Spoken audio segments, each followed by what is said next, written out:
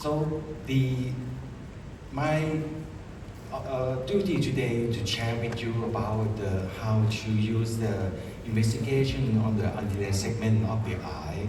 I think we follow after the glaucoma and retina about 20 years because 20 years ago they have a lot of good investigation, digital, and for the recent year, the dry eye and the ocular surface just come up. Every eye doctor around the world just woke up after 2015 or 17 with the these two that come out. So the dry eye is fatigue and sometimes it's the hell. Why? One of my most famous ophthalmologists in the world who discovered the APACRS named Rolando Toyos, he mentioned in his lecture one day, if you want to be the best eye surgeon, you have to treat dry eye. And I totally agree with him. Before, I think today most of us going to do the cataract and refractive surgery. So before the next cataract case, we know that 50% of the pre-op cataract patients have the underdiagnosis ocular surface disease. 75% of the dry eye is evaporative dry eye or caused by the meibomian gland dysfunction. And we found that 34% of the post-LASIK or refractive surgery, they have the unhappy case that linked to the ocular surface problem if the surgeon did not recognize or did not treat this one properly. So the most common misdiagnosis and undertreatment is the ocular surface problem. And while ocular surface is touched in every specialty, I always tell my patient before the eye surgery that we found that every ocular surface or meibomian gland dysfunction hidden, if we not mention, if we have not treated, approximately in every 30% of the case that the ocular surface intraocular or outside ocular surgery can provoke the case, and sometimes it works for at least 6 months after the surgery. And I love this picture because everyone knows that we was born with the white eyelid margin, no abnormal telangiectasia. Many years later, 60, 70, 40, 50, 60, 70 years, our eyelid going to be on the right-hand side. So the question is why we did not stop the progression of the information. So we need the tool to see. So then we need the tool to educate the patient to realize and have the big awareness for the problem. So in my concept, the dry eye or the MGD is an anti-aging. We have to treat them for the rest of their life. The more we treat, the more better. The later we treat, the later damage. And I'm the oculoplastic surgeon. I'm not the cornea, I'm not the glaucoma. So my focus is inside the eyelid. I do encourage our colleagues to think about inside the eyelid out. Think about the internal core of the eyelid. So when the inflammation happens, the obstruction happens, inside the eyelid can have been distorted and destroyed, and eventually they have the cicatricial entropion. And on the lower right-hand side, you can see that in the late stage of the meibomian gland dysfunction, the patient have the cicatricial entropion. And this one probably is lost about 90% at least in every case, and the patient gets to suffer a lot of the dry eye. So thank you for the TopCon that bring the instrument, the equipment, the tool for us to make the patient more understanding. So the next one I'm going to show my experience with the TERA. The new, as we know that last year for the due 3 that they launched about if you're going to diagnose it about the dry eye, they need to have the objective and symptom. If the patient have no symptom, we won't diagnose it as dry eye. But we started with the questionnaire. OSDI-6 questionnaire have been embedded in the machine. If you have time, you can let your technician think about the score. The score more than 4 is mean the positive. Nowadays, in the old day, we talk about tear makeup time for more than 20 years, but that one we need to put some drop. But the Deal 3 talk about non-invasive tear makeup time and use a machine for evaluate about the tear. If the tear makeup time less than 10 seconds, we notify that this one has the problem. So when we get the information, we got the diagnosis, we have to clarify if this one caused by the lid problem, aqueous deficiency, or lipid problem, or the ocular surface primary. So that allow for the treatment. So today we want to talk about the treatment. We will talk about the treatment. We may need 3 hours for the treatment. My all day for the diagnosis about the examination of the dry eye, I use only my good slit lamp. I use a Topcon DC4 for maybe 15 years at least, and it's quite pretty good and durable. But to get the very good and sharp picture, you need to be the very, very experienced photographer and very experienced ophthalmologist. But the TERA gonna make the picture easy, that if you finish my talk, you're gonna see how good it is. This is the unit of the TERA. The TERA is a full placido-based cornea topographer, and they have the ocular surface imager in one unit. With the single workflow examination and integrate one report for the whole aspect of the ocular surface problem. And in the right-hand side, you can see that this is the images that you use the lens system from the examination room and send the system to if you have 10 examination room, you can put the signal and the images to the software in the examination room, and you can see the picture and the image at the same time, and can explain to the patient. For the first visit that patient come, we use about 10 or 12 minutes for the whole test evaluate. But we're gonna get a lot of information that I'm gonna show you in the next 15 minutes. So modern dry eye management requires more than the experience. It requires the right diagnosis too. So in the device, they divide to be 8 clinical capacity. The first one, most of the old machine, they separated like an egg machine. But nowadays, the Topcon integrate the egg machine in one machine. So the first part is the corneal topography, keratoconus screening, non-invasive tear makeup time and blinking analysis, tear meniscus height, fluorescein images and video, lipid layer assessment, and micromegan imaging, and blepharitis assessment and ocular surface brightness. And the Cernicke aberration analysis also in the unit, and pupillometry for contact lens fitting and fluorescein video recorded. This is the unit show when we perform this one. The machine is very easy and very practical. They have the small motor inside, and smart automation is made. Just use the tip of the finger to touch in the skin, and the camera will drag and follow the eye and focus to the pupil. So no need to be experienced. We can teach our technician, our nurse, or the doctor, or the young ophthalmologist to take this one really easy, and the learning curve is so short and steep. And by the picture, you can see that the clearness of the picture is so good, and I will show you one by one. The first one, corneal topography. This one is not the whole topography. They check about the anterior surface, but the anterior surface of the cornea provide a lot of information in our practice to protect our practice for long zoom, for bad reputation, because we know that any eye surgery provoke the worst dry eye after that.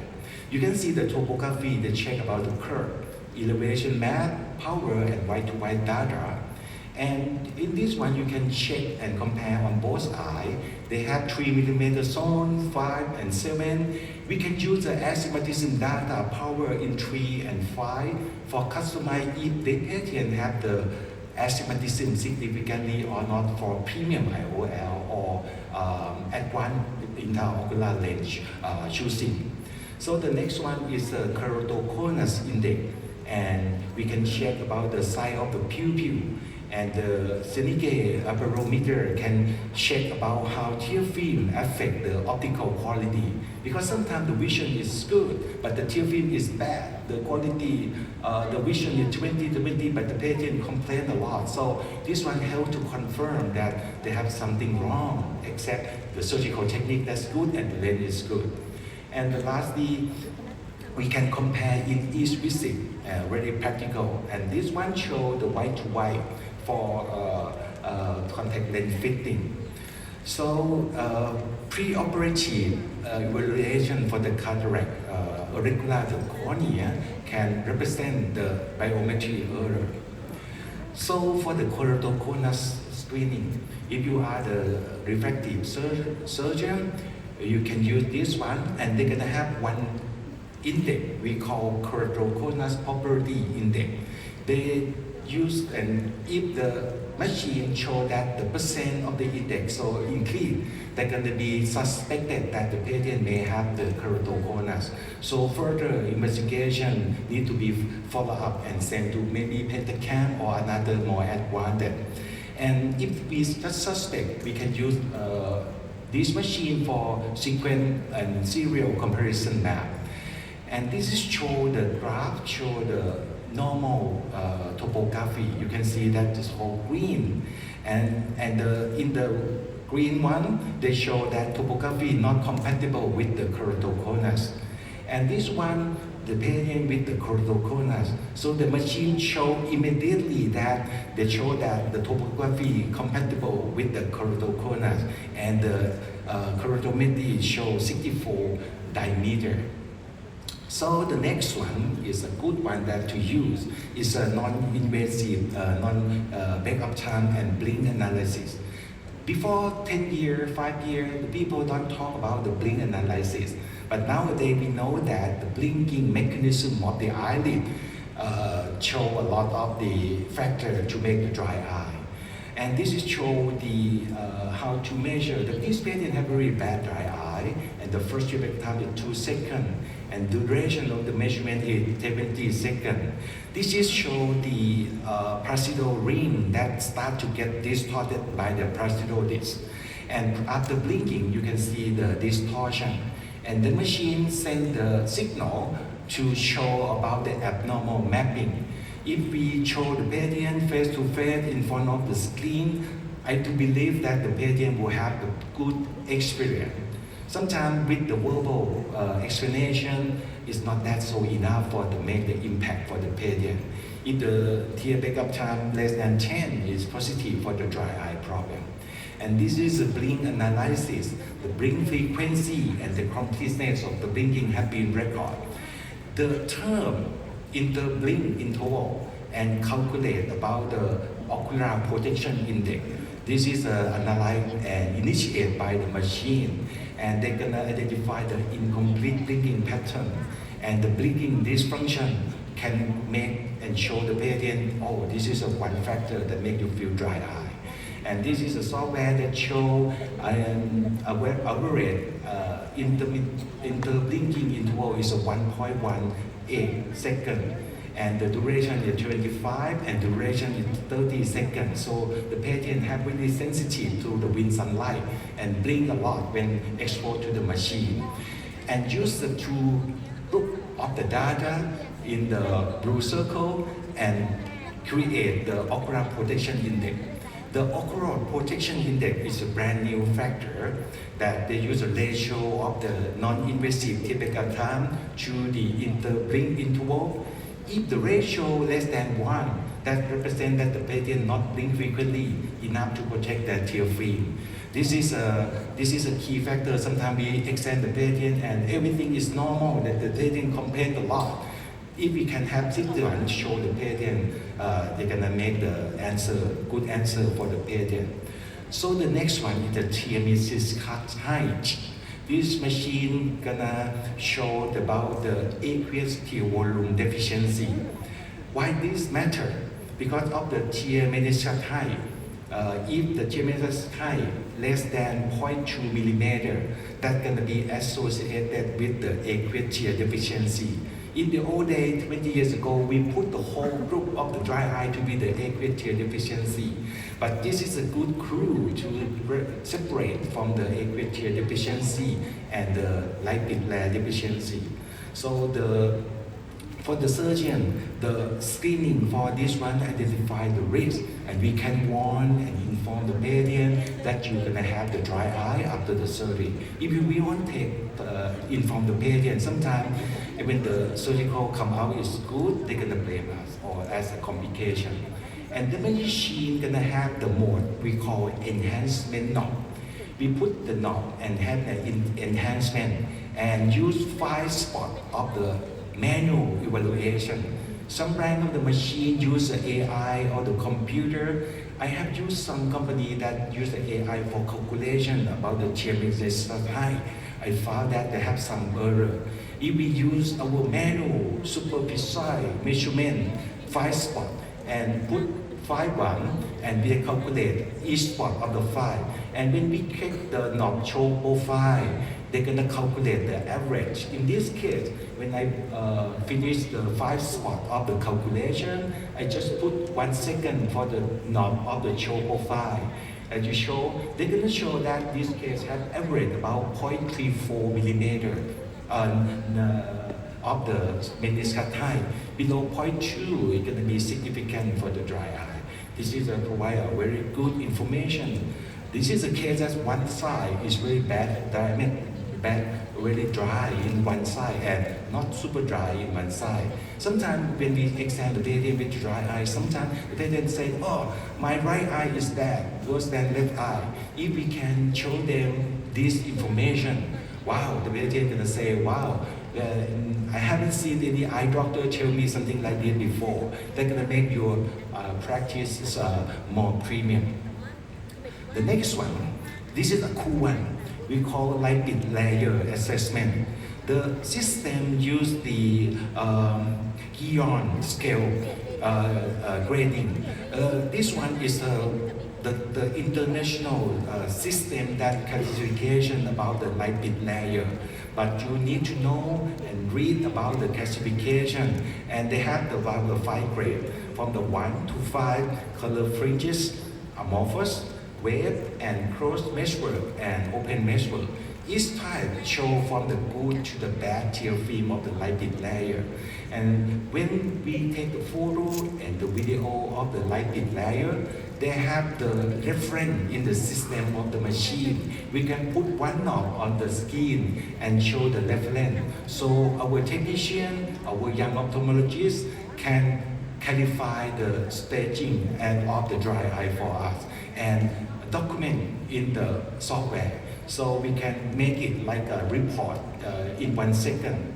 So in this case, we found that in this case they have about get mild to moderate. So when we discover this one, we record it.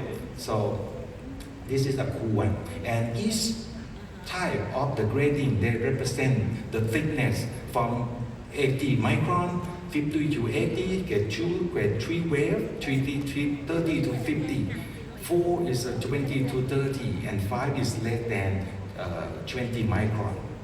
So the lipid layer, this is a video show the lipid layer, and we can use both video and still picture and for the clarification. The next one, many of us that have the mammography unit or infrared camera in your slit lamp, but some did not have. So if you have the patient and without the mammography, it's going to be very, very difficult to discuss with the patient why you have so bad dry eye, why you have a treat and no improvement. This machine allows you to use a manual label.